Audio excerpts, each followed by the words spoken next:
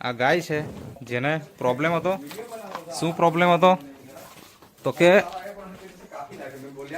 જે ખેડૂત ભાઈએ મતલબ જે પશુપાલક મિત્ર છે એમણે જે વાત કરી કે આ જે પગ છે આ જ ને તમે આવો ને જરા, આ જે પગ છે એ નીચે પગ મૂકી જ નહીં શકતી.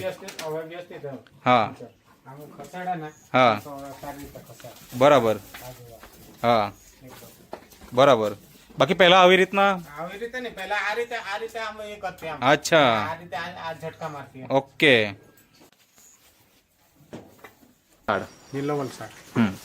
તો આ પશુપાલનના વ્યવસાય જોડે તમે કેટલા વર્ષથી સંકળાયેલા છે? ઓછામાં ઓછા 9-10 વર્ષ થાય. 10 વર્ષ થઈ ગયા, બરાબર ને? અત્યારે હાલમાં તમારે ત્યાં કેટલી ગાયો અને વાછરડા છે?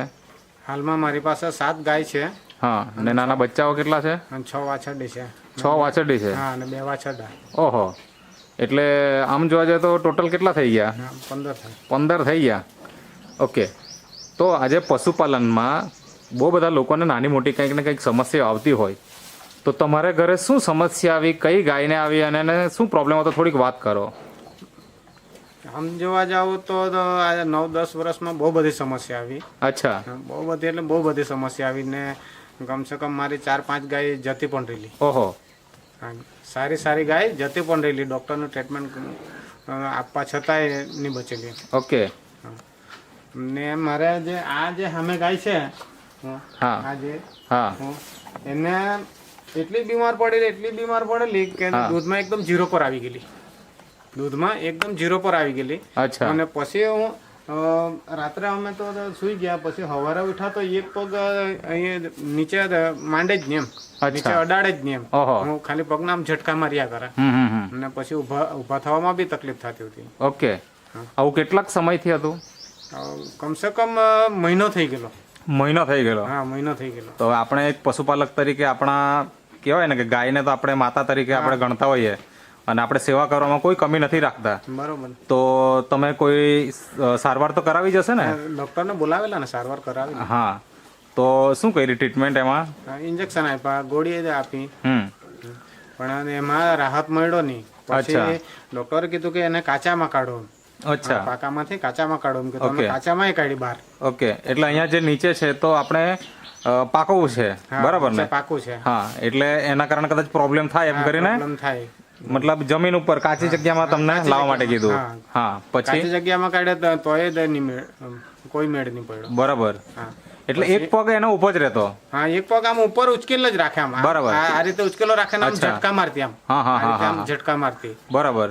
એટલે એ પગમાં કંઈક તો તકલીફ હતી એમ, એનો મતલબ એવો થાય. બરાબર. અને જે તે સારવાર પણ કરાવી તમે? હા, અને ડોક્ટરે એવું કીધું કે રાત્રે સરી પડેલી હશે એમ. અચ્છા. એ ઊભી થવામાં પગ સરી ગયેલો હશે એમ. હા, બરાબર. એટલે થાપામાંથી કઈ તકલીફ આવી હોય એમ. અચ્છા. આવું કીધેલું. અને બીમાર હતી જ ઓલરેડી કે પછી બીમાર પડી? ને આગળ બીમાર પડેલી. અચ્છા. તે આગળ બીમાર પડેલી પછી ને દૂધ તો માનો કે 1/2 લીટર આપે નહીં આપે એવું હતું. અચ્છા. દૂધ 1/2 લીટર આપે નહીં આપે એવું હતું. એટલે પૂરા દિવસમાં સવાર સાંજ મળીને કેટલું દૂધ નીકળતું? સવાર સાંજ મળીને 1 લીટર દૂધ નીકળતું એવું. અચ્છા. હવે જ્યારે આપણે સારવાર કરાવી, એનું કોઈ રિઝલ્ટ નહીં મળ્યું અને એક પશુપાલક તરીકે આપણને ચિંતા સતાવતી હોય, કારણ કે આ ગાયની કિંમત કેટલી આવી શકે આમ? માનો કે વેચવી હોય તો કેટલી આપતે એમ અંદાજે? તમને શું લાગે એમ? જો સારી હોય, તંદુરસ્ત હોય તો? સારી તંદુરસ્ત હોય તો 50 ની આજુબાજુ ખરી. બરાબર ને? તો આપણે એક પશુપાલક તરીકે આપણને મનમાં ચિંતા તો થાય, તેવું તમને પણ ચિંતા થતી હતી? થાય જ ને એકદમ. એટલે શું થતું એમ મનમાં? કે મનમાં તો એવું થાય કે હવે શું થાય એમ. હા, કે આ ખર્ચો પણ જાય ને 50,000 ની જે ગાય એ જાય એમ. એટલે હાલત એટલી ખરાબ થઈ ગયેલી હતી. હા, બરાબર. કે કદાચ હવે રહેશે કે નહીં રહેશે? એકદમ કમજોર થઈ ગયેલી. આ પેલી પાસડી દેખાતી થઈ ગયેલી. એકદમ કમજોર થઈ ગયેલી. બરાબર. પેલા હાડકું ચામડું પાસડી દેખાતી થઈ ગયેલી. હવે અત્યારે તો આપણે જોઈએ તો ગાય ઊભી છે, હવે પગ માંડે છે બંને એકદમ રેગ્યુલર. હવે બરાબર ચાલે. બરાબર, કોઈ વાંધો નહીં. ચાલે. ઓકે. અને જે દૂધનું ઉત્પાદન ઓછું થઈ ગયેલું તે અત્યારે કેટલું દૂધ આવે?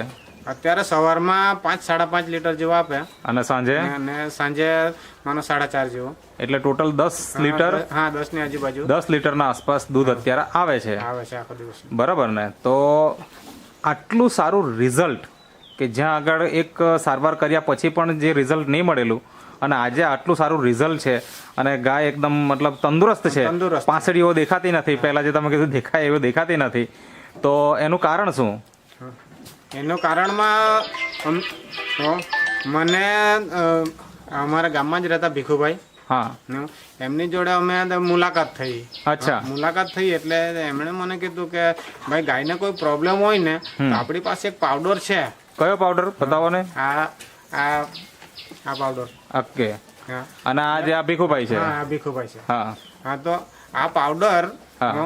એવું કીધું કે તમે એક ચમચી તમે કોઈ બી ગાયને ખવડાવો તો વાંધો નહીં આવે એમ. બરાબર. પણ જે બીમાર હોય ને એને તમે આપો ને એટલે એ એકદમ ધીરે ધીરે ધીરે વ્યસ્તતા આવી જાય ને.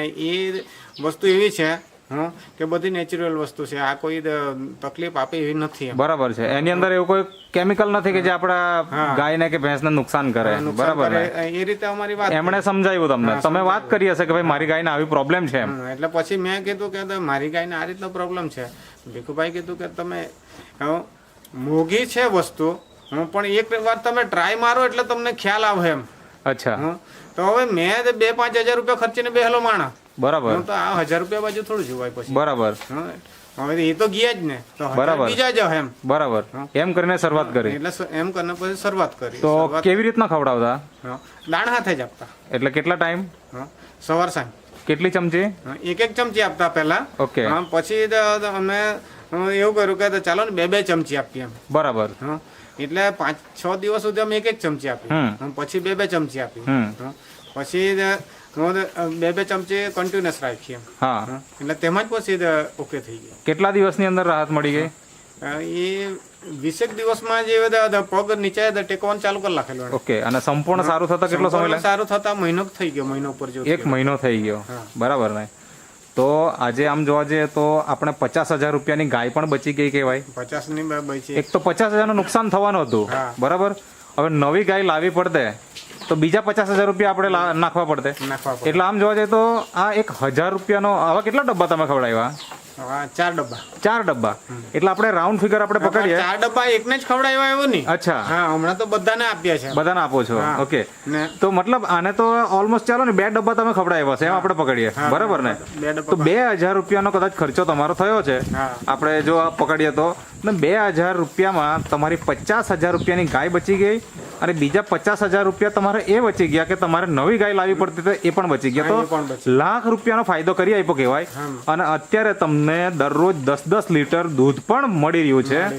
તો એનો મતલબ એ થાય કે આ આમ જોવા જાય તો મોંઘું નહીં કહેવાય રિઝલ્ટ જોઈને. પહેલી વખતે આપણે જ્યારે જોઈએ ત્યારે આપણને લાગે કે મોંઘું છે, પણ જ્યારે આવા રિઝલ્ટ આપણને જોવાના મળે તેમ લાગે કે આ વસ્તુ મોંઘું નથી. બરાબર ને? તો ઘણા બધા પશુપાલક મિત્રો આજે પશુપાલનનો વ્યવસાય કરે છે અને ઘણી બધી સમસ્યાઓથી પીડિત હોય તેવા પશુપાલકને તમારે શું કહેવું છે આ પાવડર વિશે?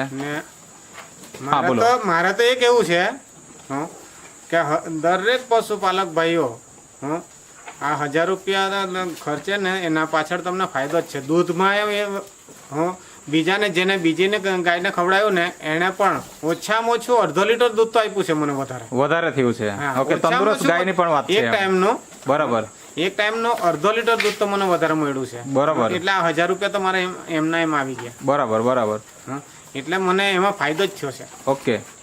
તો